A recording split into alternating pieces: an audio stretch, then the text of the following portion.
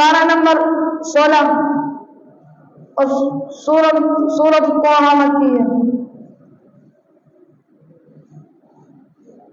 أعوذ بالله من الشيطان الرجيم قال موعدكم يوم الزينة وأن يحشر الناس ضحى فتولى فرعون فجمع كيده ثم أتى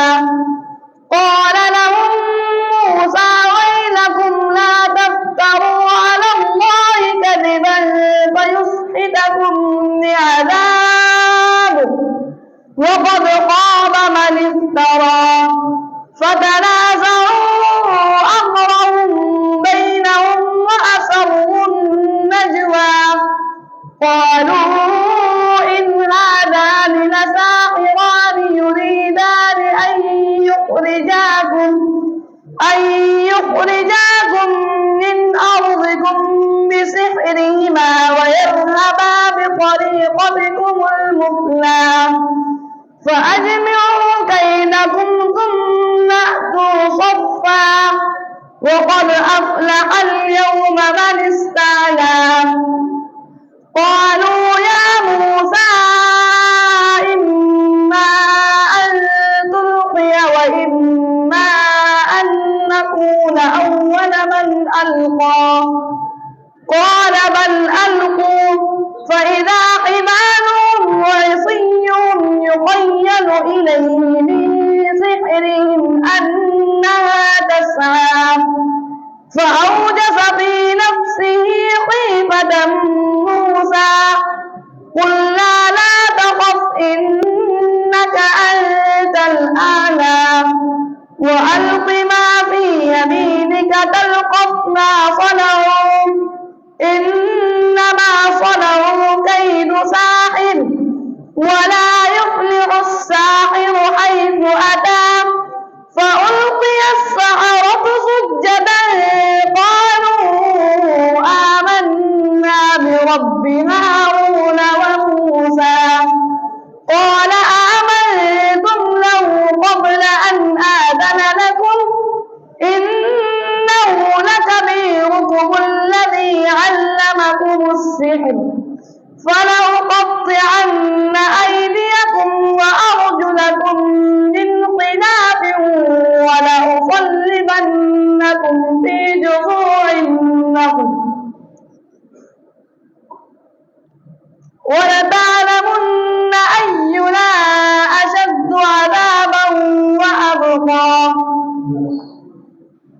तीसरा सवाल है वलक़द अहलकना मा हौलकुम मिनल क़ुरा वसर्रफ़ना अल-आयाति लअल्लहुम यरजिऊन सफ़ा 506 वलक़द अहलकना मा हौलकुम मिनल क़ुरा वसर्रफ़ना अल-आयाति लअल्लहुम यरजिऊन।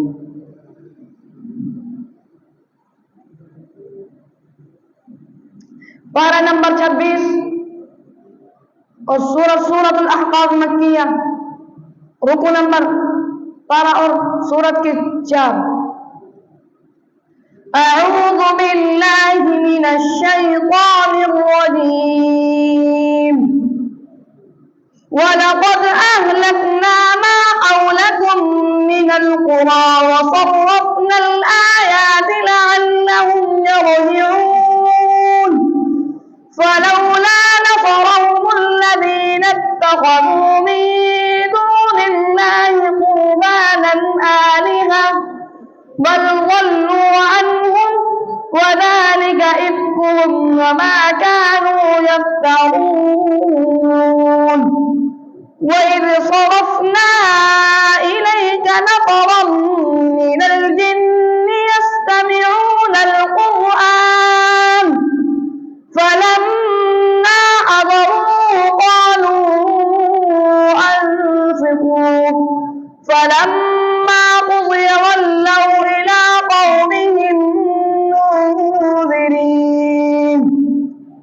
قالوا يا قومنا إنا سمعنا كتابا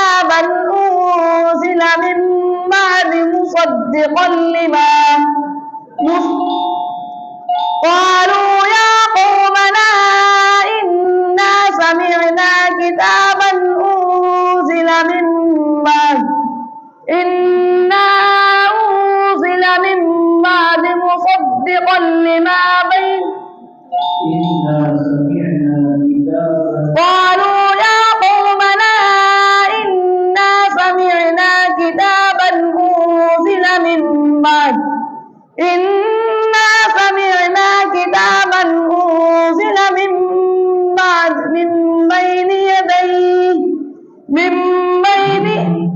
بعد موسى مصدقا لما قالوا يا قومنا إنا سمعنا كتابا أنزل من